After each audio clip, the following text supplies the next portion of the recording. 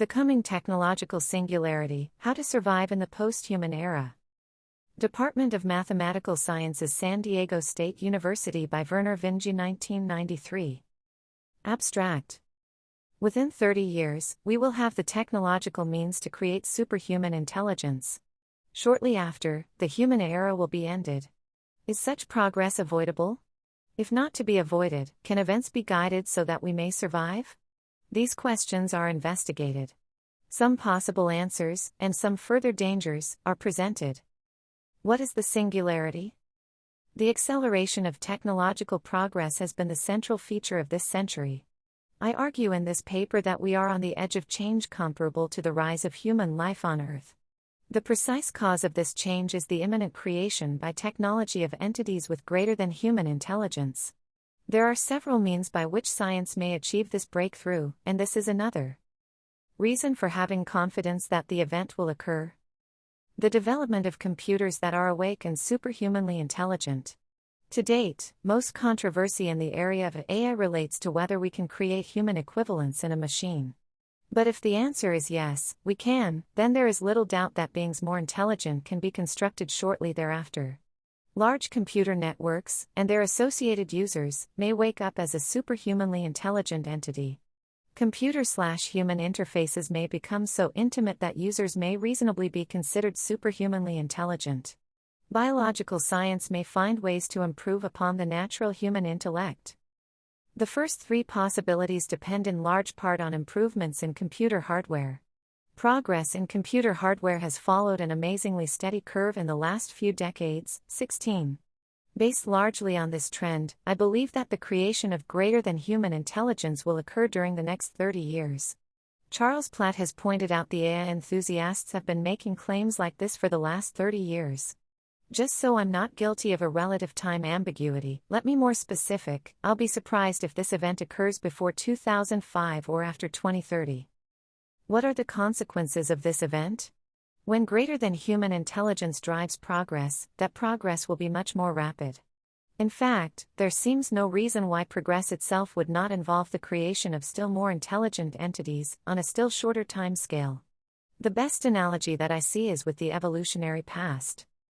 Animals can adapt to problems and make inventions, but often no faster than natural selection can do its work. The world acts as its own simulator in the case of natural selection. We humans have the ability to internalize the world and conduct what-ifs in our heads. We can solve many problems thousands of times faster than natural selection. Now, by creating the means to execute those simulations at much higher speeds, we are entering a regime as radically different from our human past as we humans are from the lower animals. From the human point of view, this change will be a throwing away of all the previous rules, perhaps in the blink of an eye, an exponential runaway beyond any hope of control. Developments that before were thought might only happen in a million years, if ever, will likely happen in the next century. Greg Bear paints a picture of the major changes happening in a matter of hours. I think it's fair to call this event a singularity, the singularity for the purposes of this paper. It is a point where our models must be discarded and a new reality rules. As we move closer and closer to this point, it will loom vaster and vaster over human affairs till the notion becomes a commonplace. Yet when it finally happens, it may still be a great surprise and a greater unknown. In the 1950s there were very few who saw it. Stan Ulam paraphrased John von Neumann as saying, "One conversation centered on the ever-accelerating progress of technology and changes in the mode of human life, which gives the appearance of approaching some essential singularity in the history of the race beyond which human affairs, as we know them, could not continue." Von Neumann even uses the term singularity, though it appears he is still thinking of normal progress, not the creation of superhuman intellect. For me, the superhumanity is the essence of the singularity. Without that we would get a glut of technical riches, never properly absorbed. In the 1960s there was recognition of some of the implications of superhuman intelligence. J. Good wrote, "Let an ultra-intelligent machine be defined as a machine that can far surpass all the intellectual activities of any man, however clever. Since the design of machines is one of these intellectual activities, an ultra-intelligent machine could design even better machines. There would then unquestionably be an intelligence explosion, and the intelligence of man would be left far behind. Thus the first ultra-intelligent machine is the last invention that man need ever make, provided that the machine is docile enough to tell us how to keep it under control. It is more probable than not that, within the 20th century, an ultra-intelligent machine will be built and that it will be the last invention that man need make. Good has captured the essence of the runaway, but does not pursue its most disturbing consequences. Any intelligent machine of the sort he describes would not be humankind's tool, any more than humans are the tools of rabbits or robins or chimpanzees. Through the 60s and 70s and 80s, recognition of the cataclysm spread. Perhaps it was the science fiction writers who felt the first concrete impact. After all, the hard science fiction writers are the ones who try to write specific stories about all that technology may do for us. More and more, these writers felt an opaque wall across the future. Once, they could put such fantasies millions of years in the future. Now they saw that their most diligent extrapolations resulted in the unknowable, soon. Once, galactic empires might have seemed a post-human domain. Now, sadly, even interplanetary ones are. What about the 90s and the 00s and the 10s, as we slide toward the edge? How will the approach of the singularity spread across the human worldview? For a while yet, the general critics of machine sapience will have good press. After all, till we have hardware as powerful as a human brain, it is probably foolish to think we'll be able to create human equivalent, or greater, intelligence. There is the far-fetched possibility that we could make a human equivalent out of less powerful hardware, if we're willing to give up speed, if we were willing to settle for an artificial being who is literally slow. But it's much more likely that devising the software will be a tricky process, involving lots of false starts and experimentation. If so, then the arrival of self-aware machines will not happen till after the development of hardware that is substantially more powerful than humans' natural equipment. But as time passes, we should see more symptoms. The dilemma felt by science fiction writers will be perceived in other creative endeavors. I have heard thoughtful comic book writers worry about how to have spectacular effects when everything visible can be produced by the technically commonplace. We will see automation replacing higher and higher level jobs. We have tools right now that release us from most low-level drudgery. Or put another way, the work that is truly productive is the domain of a steadily smaller and more elite fraction of humanity. In the coming of the singularity, we are seeing the predictions of true technological unemployment finally come true.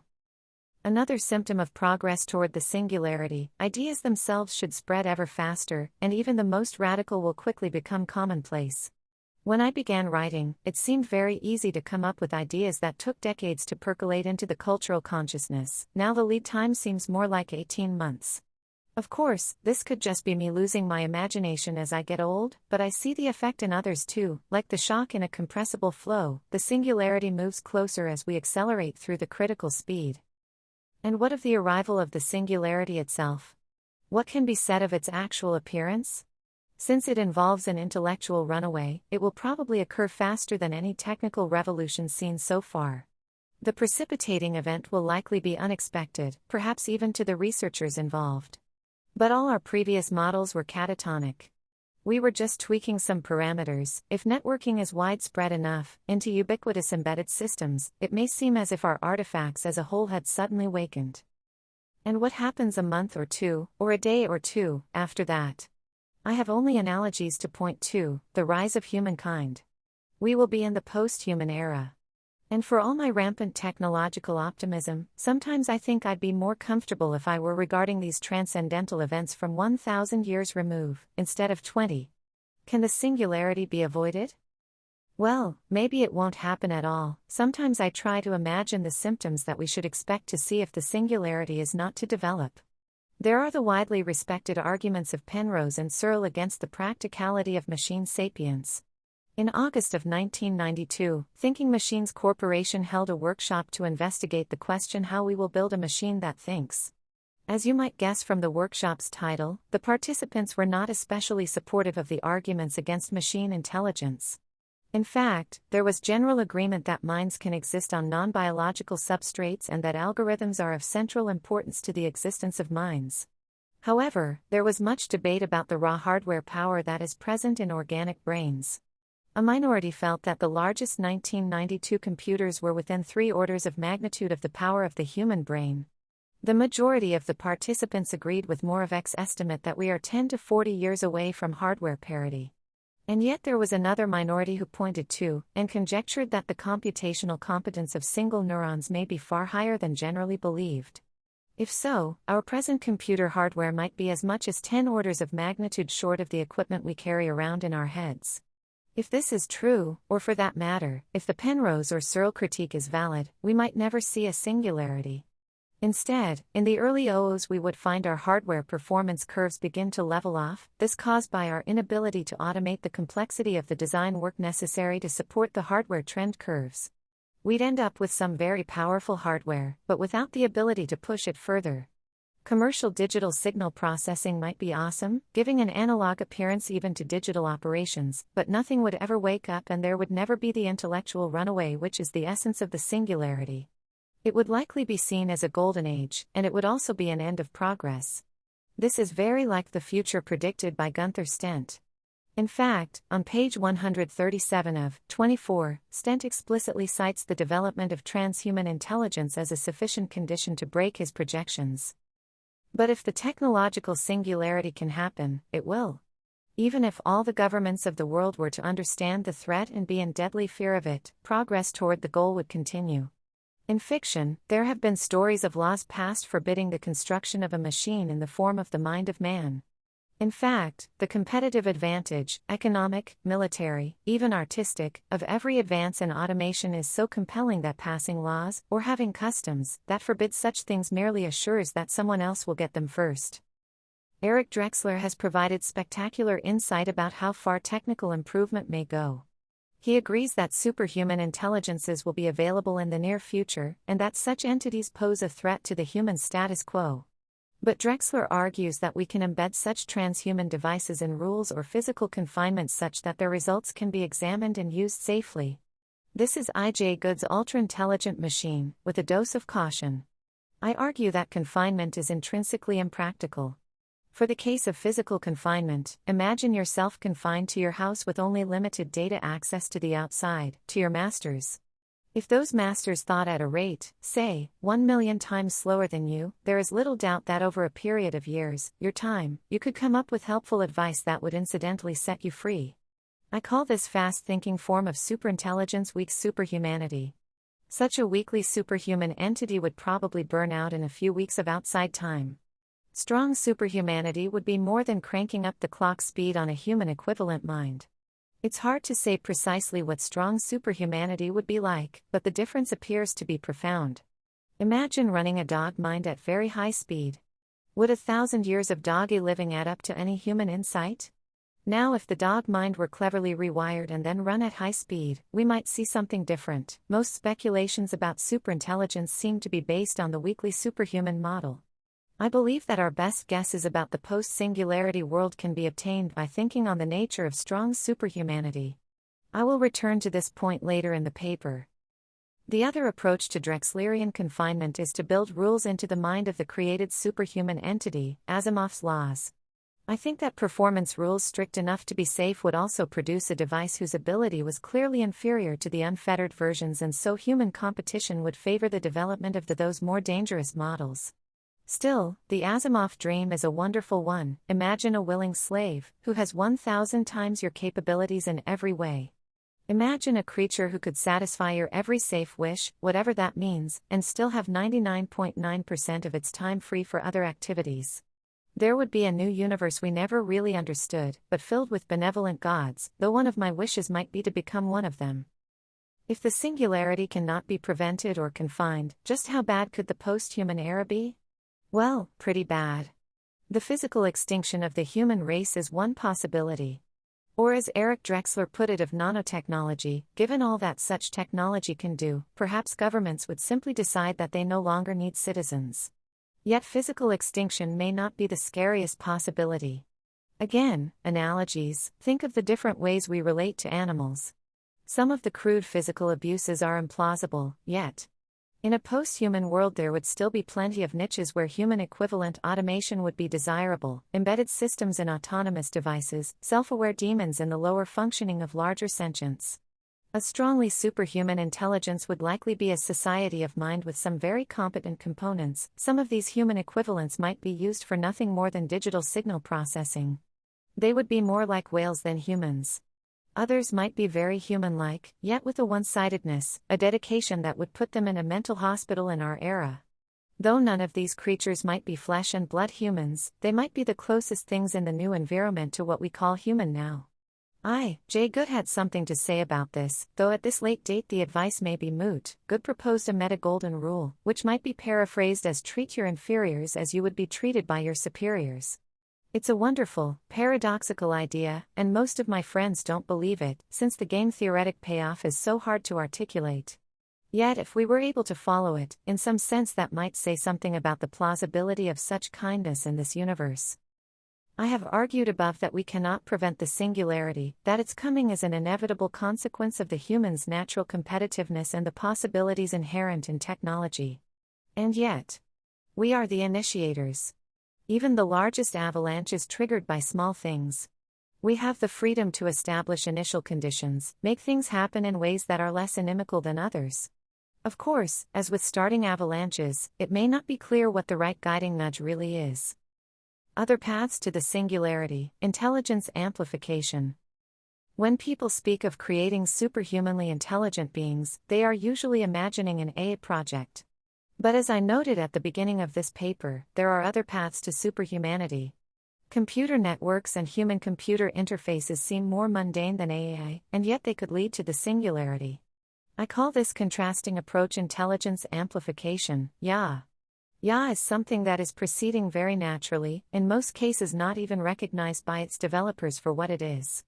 But every time our ability to access information and to communicate it to others is improved, in some sense we have achieved an increase over natural intelligence. Even now, the team of a PhD human in good computer workstation, even an UFNet workstation, could probably max any written intelligence test in existence. And it's very likely that YA is a much easier road to the achievement of superhumanity than pure AI. In humans, the hardest development problems have already been solved. Building up from within ourselves ought to be easier than figuring out first what we really are and then building machines that are all of that. And there is at least conjectural precedent for this approach. Karen Smith has speculated that biological life may have begun as an adjunct to still more primitive life based on crystalline growth.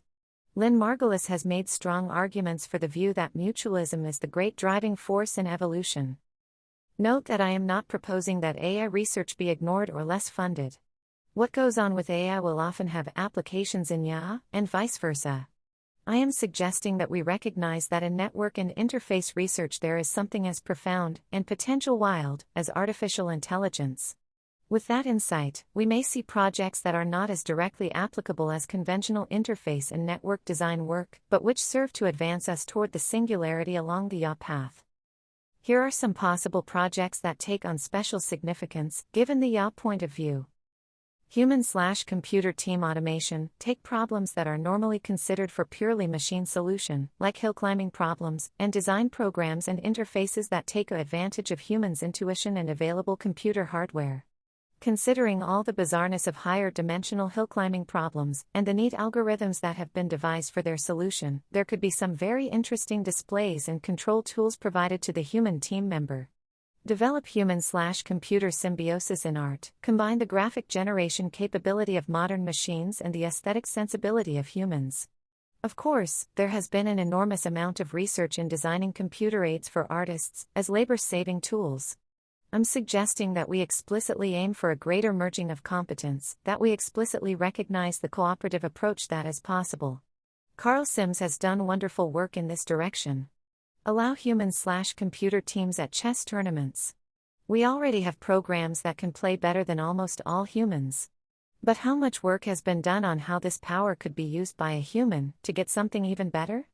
If such teams were allowed in at least some chess tournaments, it could have the positive effect on your research that allowing computers in tournaments had for the corresponding niche in AI. Develop interfaces that allow computer and network access without requiring the human to be tied to one spot, sitting in front of a computer.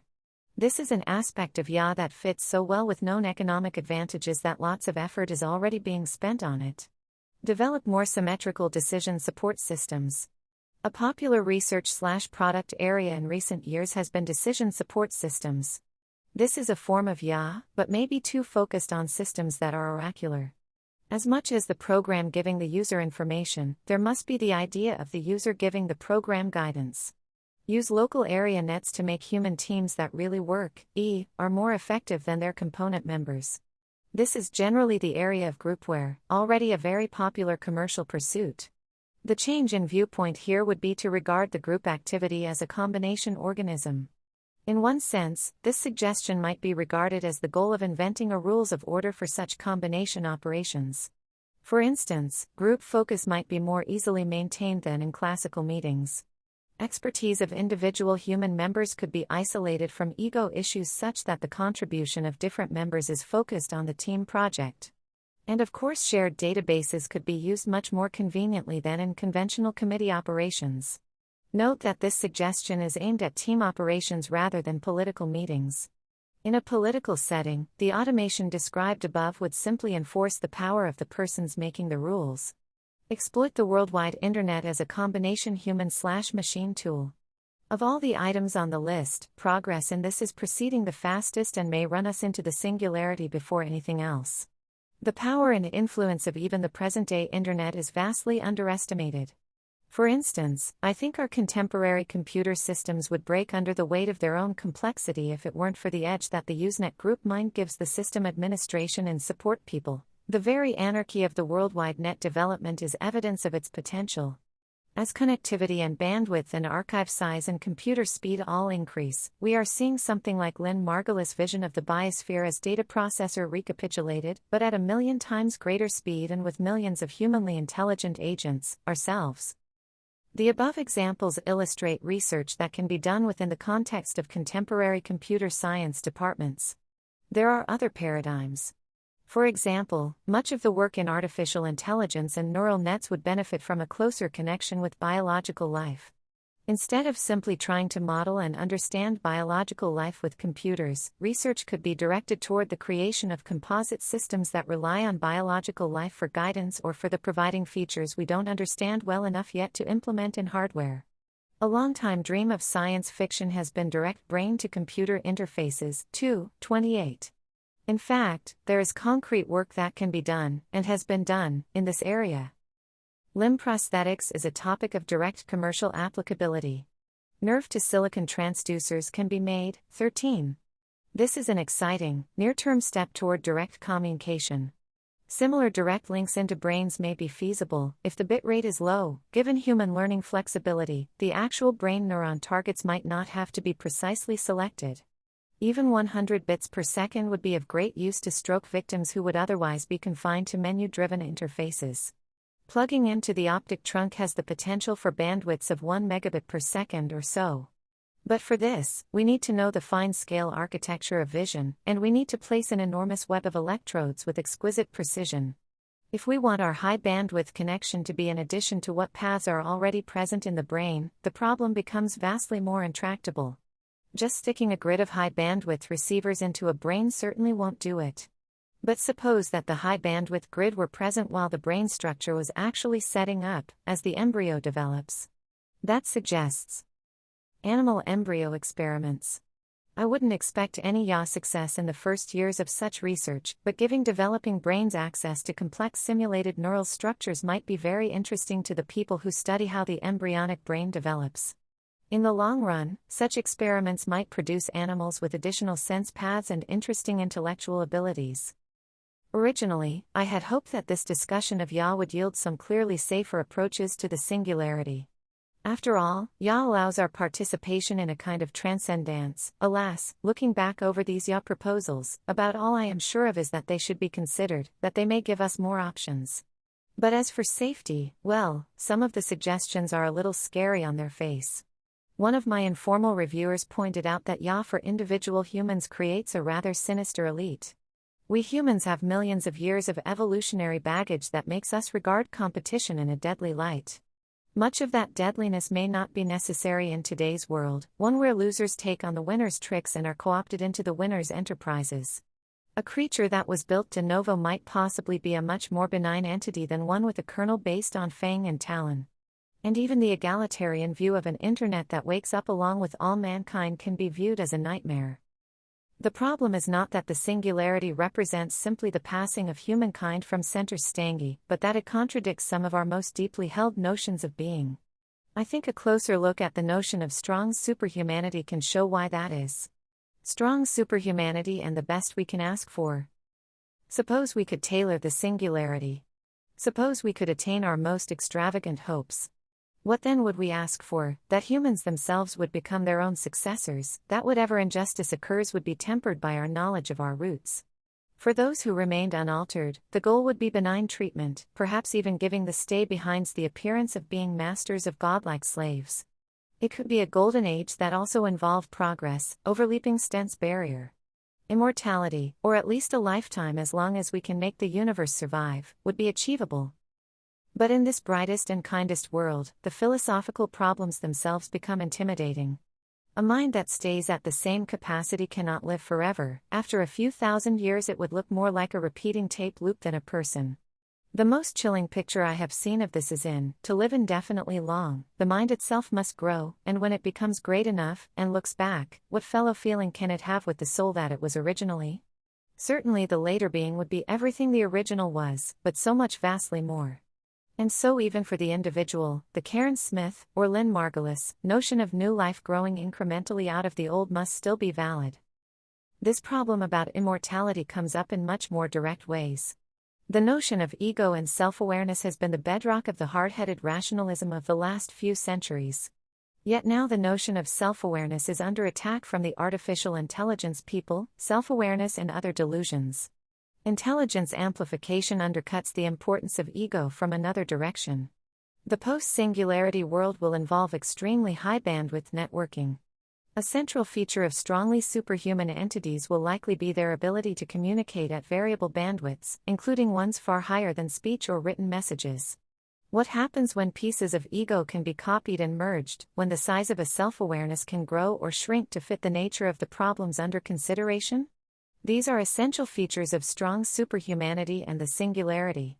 Thinking about them, one begins to feel how essentially strange and different the post-human era will be, no matter how cleverly and benignly it is brought to be. From one angle, the vision fits many of our happiest dreams, a place unending, where we can truly know one another and understand the deepest mysteries.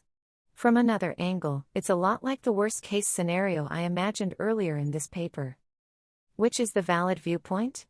In fact, I think the new era is simply too different to fit into the classical frame of good and evil. That frame is based on the idea of isolated, immutable minds connected by tenuous, low-bandwidth links. But the post-singularity world does fit with the larger tradition of change and cooperation that started long ago, perhaps even before the rise of biological life. I think there are notions of ethics that would apply in such an era. Research into yaw and high-bandwidth communications should improve this understanding. I see just the glimmerings of this now, in Good's meta-golden rule, perhaps in rules for distinguishing self from others on the basis of bandwidth of connection. And while mind and self will be vastly more labeled than in the past, much of what we value, knowledge, memory, thought, need never be lost. I think Freeman Dyson has it right when he says, God is what mind becomes when it has passed beyond the scale of our comprehension. I wish to thank John Carroll of San Diego State University and Howard Davidson of Sun Microsystems for discussing the draft version of this paper with me.